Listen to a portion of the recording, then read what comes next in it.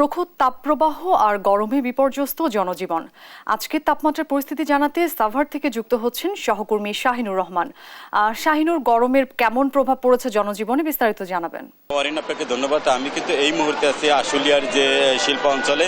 আপনি শিল্পাঞ্চলের কথা যদি আপনাদের জানিয়ে রাখি যে আসলে এই যে তাপদাহ চলছে গত কয়েকদিন ধরে, যে এত তাপদাহ, এর ফলে কিন্তু সাধারণ মানুষের কিন্তু অনেকটা জনজীর্ণ, একদম জনজীর্ণ অবস্থায় এবং বিপর্যয় অবস্থায় তারা দিন যাপন করছে এবং পালন করছে দেখতেছি। এবং সেই সাথে আপনাদের জানেন যে তীব্র তাপ প্রবাহের কারণে কিন্তু এই যে জনজীবন, মানুষের মনে করেন রাস্তায় তারা সাধারণ যে কাজে বের হতে পারছে না। এবং শিল্পাঞ্চলে আপনি জানেন যে সকাল থেকেই কিন্তু শুরু হয় মানুষের কর্মস্থলে যাওয়ার যে একটা প্রতিযোগিতা। সেই প্রতিযোগিতায় মানুষ কিন্তু তাদের কর্মস্থলে ফিরলে কি হবে, সারা দিন তারা কাজের যোগ দেওয়ার পরে বিকালে এবং সন্ধ্যায় যে বাসায় ফিরবে, তারপরেও কিন্তু এই গরমের সাথে কিন্তু আরেকটা বাড়তি জিনিস যুক্ত হয়েছে যে লোডশেডিং এর পরিমাণ কিন্তু আগের চাইতে অনেকটা বেড়ে গেছে, যার ফলে মানুষ কিন্তু ঘুমাতে পারছে না, গোসল করতে পারছে না, এমনটি কিন্তু আমরা দেখতে পাচ্ছি।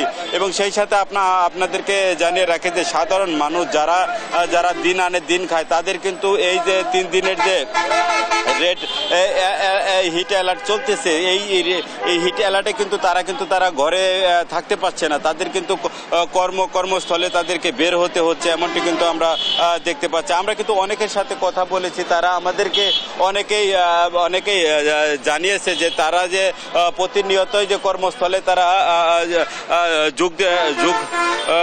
যোগ দিচ্ছে এবং যারা কিনা এখানে বিভিন্ন রাইড শেয়ার করে, তারা গরমে আপনাদের গরমে কি সমস্যা হচ্ছে একটু বলবেন? গরমে তো দাঁড়ানি যায় না, রাস্তায় দাঁড়াতে হয় আমাদের। বিশেষ করে হচ্ছে আমাদের পার্কিং গুলাই হচ্ছে রোডে, আর রোডে দাঁড়াইতে গেলে প্রচুর পরিমাণ তাপমাত্রা। ভিতরে তো একটু কম থাকে, আমাদের রোডে অবস্থা প্রচুর খারাপ বর্তমান।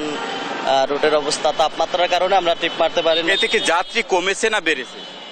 যাত্রী বিশেষ করেই কমছে, কারণ রোদে উঠতে চায় না, মানে বাইকে চড়তে চায় না। বর্তমান অবস্থা একটু খারাপই, রোদের কারণে প্লাস গরমের কারণে। আমরা একজন রাইড শেয়ার করে এমন একজনের সাথে কথা বলতেছিলাম। সে আমাদেরকে যতটুকু জানিয়েছে, তীব্র গরমে কিন্তু মানুষ কিন্তু ঘর থেকে বের হয় না এবং তাদের অন্যান্য দিনের চাইতেও কিন্তু যাত্রী কম, এমনটি কিন্তু জানিয়েছে। এখন কিন্তু সকাল, আপনি জানেন যে 9টার একটু বেশি বাজে, কিন্তু তারপরে কিন্তু এই যে অনেক কিন্তু গরম বাতাস বইছে পুরো এলাকা জুড়ে, এমনটি কিন্তু আমরা দেখতে পাচ্ছি। এই ছিল সাভার এবং আশুলিয়ার শিল্প অঞ্চল থেকে অরিন। শাহিনুর, আপনাকে ধন্যবাদ।